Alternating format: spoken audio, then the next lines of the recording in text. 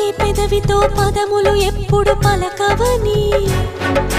ఒకే పదముతో పరుగులు ఎప్పుడు సాగవని, ఒకే చేతితో చప్పట్లన్నవి మోగవని,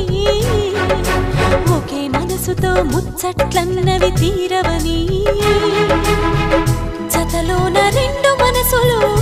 ఉండాలి ఎప్పుడైనా, జతలోన రెండు మనసులు ఉండాలి ఎప్పుడైనా, ఇకపైన నేనే రెండుగా విడిపోయి వెళుతున్నా, వెళుతున్నా వెళుతున్నా మౌనంగా వెళుతున్నా, వెళ్ళాలని లేకున్నా దూరంగా వెళుతున్నా.